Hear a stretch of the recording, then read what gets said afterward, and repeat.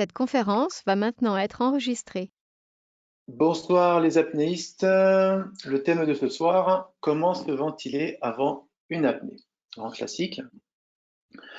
Alors, ce que l'on va voir, c'est, il faut comprendre d'abord. Il faut comprendre comment marche euh, la ventilation et la respiration. Donc, il faut qu'on comprenne comment ça se passe d'un point de vue mécanique, comment ça se passe d'un point de vue chimique, comment ça se passe d'un point de vue neurologique également. Donc, on va faire un petit peu de théorie sur les mécanismes et le fonctionnement du coup de la respiration au travers des espaces pulmonaires, au travers du système autonome, sympathique, parasympathique. Et ensuite, on va voir des choses plus concrètes. On va voir comment effectuer une respiration relaxante. Et bien sûr, on parlera de cette fameuse hyperventilation. On pourra débattre largement sur le sujet à la fin. Donc, l'hyperventilation, qu'est-ce que ça apporte? Est-ce que c'est bien? Est-ce que c'est pas bien? Donc, sujet un petit peu piquant, l'hyperventilation, on en discutera sans tabou. Voilà. Et on pourra en débattre. Ensuite, on verra des ventilations un petit peu spécifiques que l'on peut prendre en fonction des différents types d'apnée. Et donc, je vous donnerai un maximum d'astuces pour, euh, pour ces apnées qui sont un petit peu spécifiques et puis pour l'ensemble de vos apnées. Alors, on va commencer par voir la partie mécanique. Donc, habituellement, lorsqu'on est au repos, on travaille notre ventilation sur ce qu'on appelle le volume courant avec une petite amplitude qui est de 0,5 litres. On peut quitter notre volume courant en faisant une grande inspiration. Et en faisant une grande inspiration, on va mettre environ... Ah, vous voyez pas mon écran, pardon. Je vais le partager. Voilà, ça sera plus sympathique. Donc, je pars du volume courant d'environ 0,5 litres lorsque je suis au repos et je peux donc quitter ce volume courant, faire une grande inspiration de 2 ou 3 litres pour mettre un peu plus d'air et je peux également faire des expirations forcées de 1,5 litres environ pour augmenter mon amplitude. Lorsque j'ai fini de tout expirer, quand j'arrive plus à mettre de l'air dans mes poumons, eh bien, il va rester encore ce qu'on appelle le volume résiduel qui est d'environ 1,5 litres. Alors, vous savez que dans l'air, il n'y a quasiment pas de CO2. Le CO2, il est fabriqué lorsque on consomme l'oxygène, et donc il y a toujours ce CO2 qui traîne dans les poumons. Donc il va toujours rester, malgré notre ventilation ample, du CO2 qui va s'accumuler dans les volumes résiduels. Donc, on comprend déjà que d'un point de vue mécanique, si on veut faire ce qu'on va appeler un nettoyage, ce que j'appelle le nettoyage, c'est donc évacuer au maximum le CO2, il va falloir travailler sur un maximum d'amplitude. Ça, c'est pour vous présenter la partie, on va dire, mécanique. D'un point de vue neurologique, eh bien, on a deux systèmes autonomes. Dans le système autonome, on a le système sympathique, qui est le système qui va créer plutôt une excitation et qui va se mettre en route lorsqu'on va être en colère, lorsqu'on va avoir peur. Et on a le système parasympathique qui est plutôt le système qui nous amène la détente. Voilà. Et qui va nous permettre d'améliorer notre immunité, qui va nous améliorer la digestion, qui va nous rendre en gros un petit peu zen. Et ces deux systèmes qui sont essentiels à notre survie se mettent en route d'un côté ou de l'autre tout au long de la journée en fonction de nos émotions et en fonction de nos activités physiques. C'est pas qu'il y en a un qui est mieux que l'autre, c'est qu'il y en a un qui est très utile lorsqu'on va vouloir se mettre en activité, lorsqu'on va devoir fournir un effort physique important ou lorsqu'on va avoir peur. Ce système-là, le système sympathique, va nous protéger en cas de peur. Mais, et de temps en temps, le système parasympathique, lorsqu'on veut aller se coucher, lorsqu'on veut se reposer, lorsqu'on veut dormir, c'est important d'arriver à le mettre en place. Alors ces deux systèmes travaillent d'un côté et de l'autre tout au long de la journée. Nous, pour l'apnée, vous avez compris que le système qu'on veut essayer d'activer au maximum, ça va être le système parasympathique. On voit que les bienfaits de ce système-là vont nous procurer davantage de bénéfices. Parce que si je reste dans le système sympathique, ça va augmenter mon rythme cardiaque, ça va augmenter ma tension, ça va créer une vasodilatation, ça va augmenter la tension musculaire, ça va augmenter ma ventilation. Si au contraire, j'arrive à, par des techniques, activer au maximum le système parasympathique, je vais arriver à baisser le rythme cardiaque, à baisser la tension, à créer une vasoconstriction, ce qu'on appelle le réflexe d'immersion, diving reflex, qui va pouvoir se mettre en place plus rapidement, et on va amener le relâchement et la détente. Alors, ce sont des systèmes automatiques, mais finalement, il y a un petit facteur, parce que les émotions, finalement, on ne peut pas trop les contrôler. L'activité physique, si, on peut s'arrêter. Et les ventilations qui sont en mode automatique toute la journée, on peut en prendre le contrôle, et c'est ce qu'on va faire dans nos ventilations pour faire une ventilation adaptée pour essayer d'activer au maximum ce système nerveux qui est le système nerveux qui va porter ce système nerveux qui nous amène à la détente. Première petite règle, petite technique très simple, c'est avoir des temps d'expiration qui sont environ 3 fois plus longs que les temps d'inspiration. D'accord? L'inspiration, c'est ce qui va avoir tendance à exciter, et dans l'expiration, c'est là où va venir tout le relâchement, toute la détente va venir dans les expirations. Donc, il ne faut pas respirer de façon simple. J'inspire, j'expire, j'inspire, j'expire. Non, mais j'inspire, j'expire, j'inspire, j'expire. Excusez-moi, je vais couper les micros. Voilà, merci. Hop, voilà. Donc, première des règles, les expirations dans ma ventilation peuvent être 3 fois plus longues que les temps d'inspiration pour essayer de rentrer au maximum dans ce système parasympathique. Ensuite, au niveau des muscles que je vais utiliser pour ma ventilation, eh bien, je vais privilégier le diaphragme. Ce muscle, il est bien placé pour faire entrer beaucoup d'air dans les poumons. Donc, lorsque je vais le contracter, ce diaphragme-là va descendre. Et après, une fois que le diaphragme est descendu, si je veux, je peux compléter en thoracique. Mais il faut bien comprendre que les inspirations hautes thoraciques demandent beaucoup d'énergie, alors que les respirations qu'on appelle avec le diaphragme ou abdominales, ce sont des ventilations qui sont économes en énergie. Et si je suis stressé, d'ailleurs, le diaphragme, il est coincé. Lorsqu'on est stressé, lorsqu'on a peur, le diaphragme, il est coincé et on respire qu'avec le haut en thoracique. Donc, si on veut amener la détente, il faut commencer par des ventilations en mobilisant avec un maximum d'amplitude le diaphragme. Et ensuite, dans nos ventilations pour l'apnée, on peut faire d'abord avec le diaphragme et puis pour faire des ventilations complètes, compléter au niveau thoracique.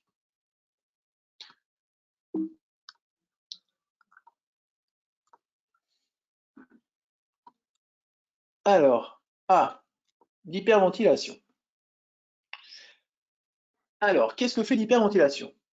L'hyperventilation, donc ça consiste à faire rapidement, avec beaucoup d'amplitude, des ventilations.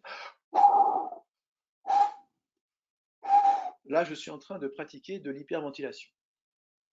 C'est intéressant parce que ça va faire baisser mon CO2, ce fameux CO2 qui me donne l'envie de respirer en fin d'apnée. Mais ce qu'il faut bien comprendre, c'est que ça ne fait pas augmenter l'O2, ou vraiment très très peu. Là, actuellement, si je prenais ma saturation, on verrait que je suis environ à 96%. Avec de l'hyperventilation, je peux monter à 98%. Bon, c'est pas intéressant au niveau d'oxygène. On peut y trouver des intérêts avec effectivement le CO2. Alors, si j'abaisse mon CO2, bah, c'est bien parce que ça retarde l'envie de respirer. Bon, ça c'est bien. Par contre, ça augmente le risque de syncope hypoxique.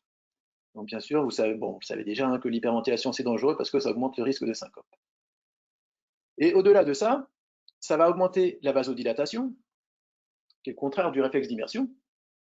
Ça va augmenter le rythme cardiaque et ça va me faire consommer plus d'oxygène au début de l'apnée.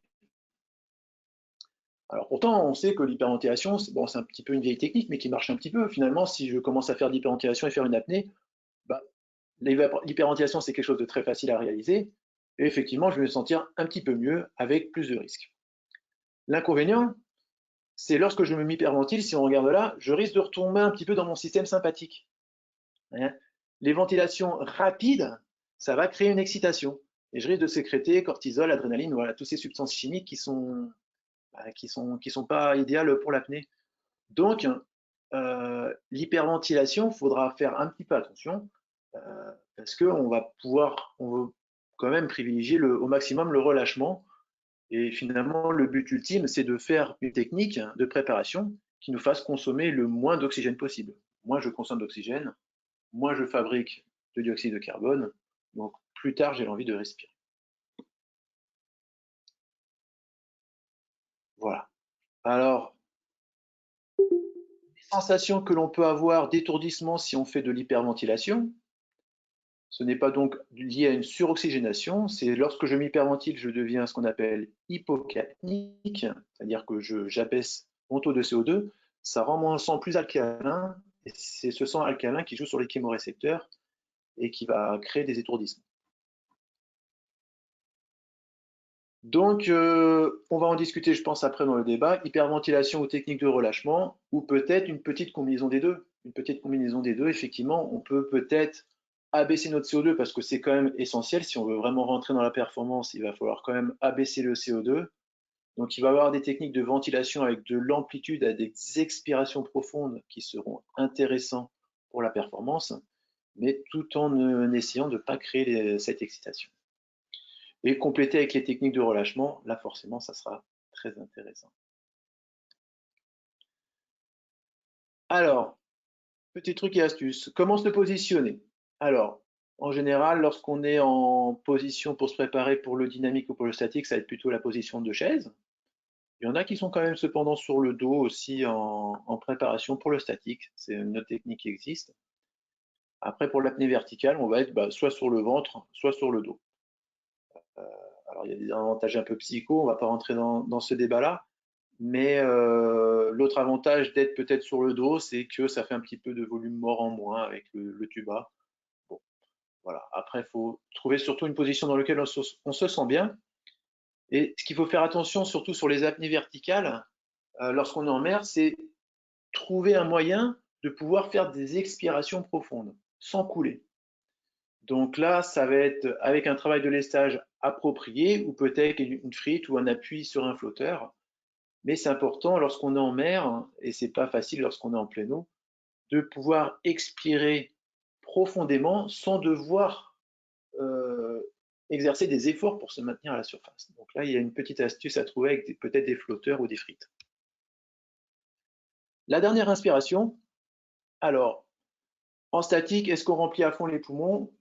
En apnée verticale, est-ce qu'on remplit à fond les poumons? Ça, c'est à vous de voir.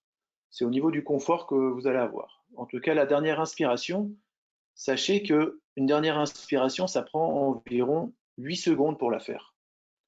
Très souvent, on voit la ventilation qui est bien faite, et puis attention, on va partir bientôt, et voilà. Là, ça a duré 1 ou 2 secondes, ça c'est une mauvaise inspiration. Ça prend beaucoup de temps pour faire la dernière inspiration. La dernière inspiration, il va falloir qu'elle commence tout doucement avec le diaphragme, donc là on peut prendre son temps, on peut vraiment prendre son temps.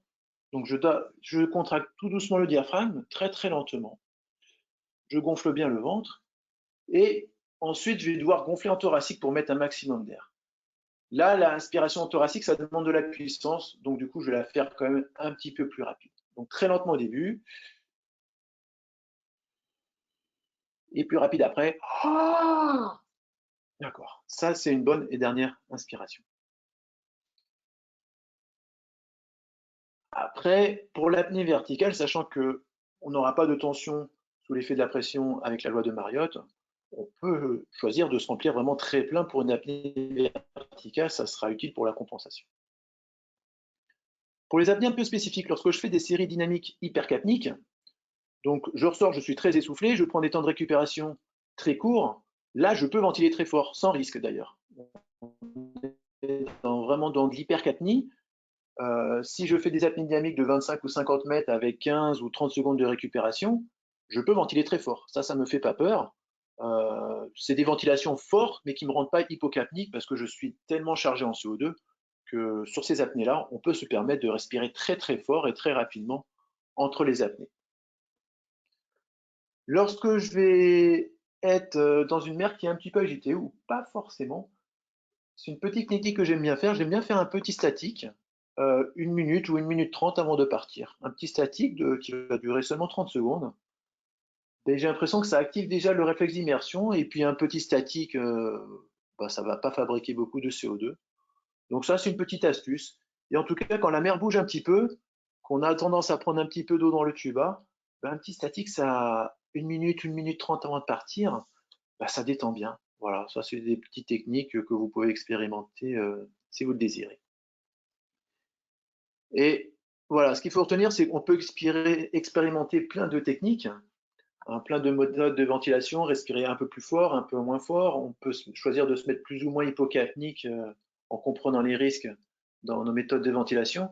Mais au bout du compte, il faut essayer de garder à la fin une technique de ventilation, un protocole de ventilation qui soit toujours le même et être attentif à vos sensations principalement hypoxiques qui peuvent survenir sur la fin de l'apnée. Et c'est ce qui va vous protéger.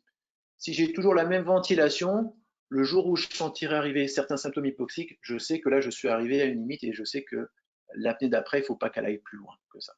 Voilà. Donc, c'est important il faut tester. Et puis, au bout d'un moment, lorsqu'on a trouvé notre bonne ventilation, eh bien, il faut essayer de la garder et puis de travailler. Et puis, si on veut, en tout cas, faire des apnées un petit peu plus hypoxiques, un petit peu plus dans le dur, il faut toujours essayer de garder ce même protocole que vous aurez mis en place, ce même protocole de ventilation. Je vais regarder un petit peu le chat et je vous laisse du coup. Attendez, est-ce que je voulais vous porter autre chose? Non, je pense que c'est bon. C'est bon, c'est bon. Je vous laisse ouvrir vos micros pour les personnes qui le souhaitent. Je vais remettre ma petite caméra et je vous laisse poser des questions. N'hésitez pas, je suis là pour ça. J'espère que vous m'entendez toujours. Salut Fred. Je vois Yael qui a son micro qui est ouvert. Tu peux, salut je t'écoute, Fred. Yael. Oui, Écoute, pour l'instant, j'ai pas trop de questions, mais ça va peut-être me venir au fur et à mesure de la discussion. D'accord, ton micro marche très bien, Yael, en tout cas. Ok, Salut Fred. ouais, il y a Jamel qui veut peut-être poser une question du coup. Ouais. Moi, je voulais parler de l'hyperventilation passive. Alors, je sais pas si Ouais, tu connais. très bien. Bah, du Donc, coup, oui, effectivement, comment? vas-y, je te laisse développer et puis je te réponds après. Ouais, donc moi, c'est Florian Dagoubri qui a mis ça, qui a plus démocratisé ça pour l'apnée statique. Donc, Ouais. moi, je voulais avoir ton avis là-dessus. Et bien effectivement, ça paraît logique. Alors, bon, vous avez tous compris, hein, l'hyperventilation, on augmente les risques. Bon, d'accord. Maintenant, on veut jouer un peu plus du côté performance. On accepte les risques, on met les apnées de sécurité qui vont bien, et puis on veut sortir quelque chose de sympa. Donc, on va se dire, bah, finalement, je veux un peu mixer les deux. Je veux mixer la relaxation, et puis je veux quand même descendre au maximum mon CO2 pour avoir le réflexe inspiratoire qui arrive le plus tard possible. Donc, si je fais bêtement des hyperventilations très rapides, effectivement, je vais trop activer le système qui ne m'intéresse pas, qui est le système sympathique. Et avec avec une ventilation du coup que tu appelles plus passive, donc beaucoup plus lente, on va être dans des ventilations qui vont être lentes, pardon, et très profondes. Donc à ce moment-là, on reste dans le relâchement et on arrive à se mettre hypocapnique, donc avec un taux de CO2 qui est très bas. Donc d'un point de vue performance, on a à la fois le CO2 qui est bas, à la fois le relâchement qui est toujours présent. Donc pour répondre très clairement d'un point de vue performance, oui, c'est intéressant. Après, comment le pratiquer? Il faut savoir que le CO2, il met beaucoup de temps à s'évacuer et il met beaucoup de temps aussi à rentrer. Donc, on peut faire un nettoyage plusieurs minutes avant la ventilation. On peut faire un nettoyage avec des ventilations très amples plusieurs minutes avant, quelques minutes avant, et après reprendre une ventilation plus douce pour rester maximum dans le relâchement.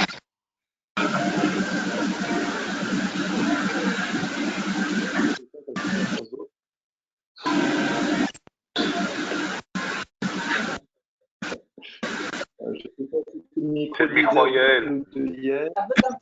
Ouais. Ouais, Jamel, je te laisse. C'est comme ça que tu pratiques peut-être? C'est toi qui as posé la question, Ouais, ouais. Jamel, tu peux Moi, répondre.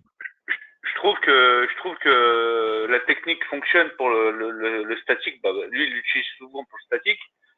Mais en utilisant cette technique, j'ai l'impression que la tolérance à l'hypercapnie est moindre. Ah bah très clairement, tu ne travailles pas ta tolérance à l'hypercapnie quand tu fais ça. C'est bien Ouais, pour la voilà. performance. Effectivement, dans une phase d'entraînement, c'est pas quelque chose qui est intéressant. C'est intéressant dans D'accord. une phase de performance, mais pas dans une phase d'entraînement. Forcément, dans une phase d'entraînement, si tu mets hypocapnique, tu ne travailles pas ta tolérance, évidemment. D'accord. Bien pour la Je te remercie. performance, bien, voilà, en résumé, bien pour la performance, pas bien pour l'entraînement. D'accord. Merci. Pour l'entraînement hypercapnique, en tout cas. D'autres questions?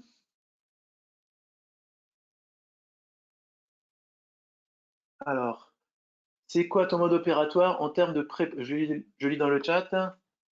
Combien de temps avant la dernière inspi hyperventilation passive? Oui, donc là, je viens d'y répondre du coup. C'est quoi ton mode opératoire en termes de prépa avant la dernière inspi sur les 2 dernières minutes du coup? Donc, plutôt un nettoyage 2 minutes avant. Un nettoyage donc avec des ventilations pour me mettre convenablement en hypocapnie. Et après, je vais vraiment être sur la relaxation. Donc, ça va être des inspirations qui vont être très lentes, enfin, en termes d'expiration en tout cas, des expirations qui peuvent être très lentes. Parfois, j'aime bien faire un petit poumon vide pour l'apnée verticale. Ça me permet d'être plus souple au niveau de la cage thoracique en profondeur. Donc, j'aime bien faire un petit poumon vide 1 minute 30 avant de partir. Ça, je trouve ça sympa. J'aime bien faire aussi une petite rétention poumon très plein pour travailler l'élasticité de la cage thoracique, parce que je sais que si j'ouvre très grand ma cage thoracique, que je remplis bien ma cage thoracique, bah, ça va me créer une certaine souplesse pendant encore une petite minute.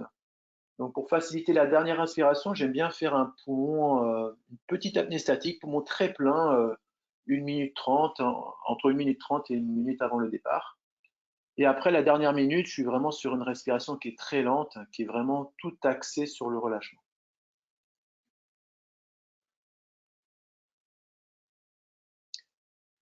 D'autres questions peut-être? J'en ai encore une. Allez. Ta préparation pour la ventilation sur l'apnée dynamique.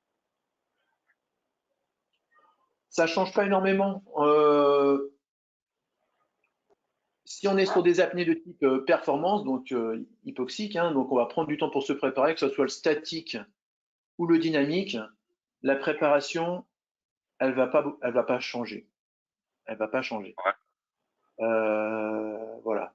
Ce qui peut changer éventuellement, c'est la dernière inspiration ou peut-être qu'en statique, si on n'a pas l'habitude d'être poumon très plein, on va peut-être moins charger au niveau du dernier remplissage. Alors qu'en dynamique, en étant tout de suite à 1 ou 2 mètres de fond, si on est très plein au niveau du remplissage, ça ne va pas nous gêner pour le déplacement dynamique. Enfin, quand on est poumon très plein, ça peut gêner au virage, quoi. Oui, un petit peu, mais quand même, bon, c'est sympa d'avoir bien rempli le réservoir. Moi, je trouve que de Ouais, bien bien sûr. remplir le réservoir, ça permet quand même d'aller plus loin, très clairement. Oui, bien sûr. Très clairement. Ça marche. Le ressenti enfin pas le ressenti, les mesures qu'on peut faire, en allant plus dans ton sens, effectivement, même ça freine un petit peu plus. Hein. Au niveau de Ouais, bien sûr. l'hydrodynamique, ça freine un petit peu plus, ça peut gêner un petit peu pour le virage, comme tu dis. Mais bon, on part quand même avec un réservoir qui est plus gros. C'est assez basique, un réservoir plus gros, je peux aller plus loin. Mhm. Je te fais une réponse. D'accord. Et du coup, j'ai mesuré, ça marchait mieux quand même en étant bien plein. Ça marche. Merci pour vos retours, en tout cas dans le chat. Merci, Fred.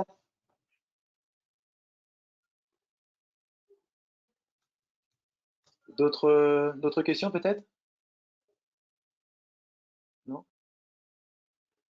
Je vais arrêter l'enregistrement.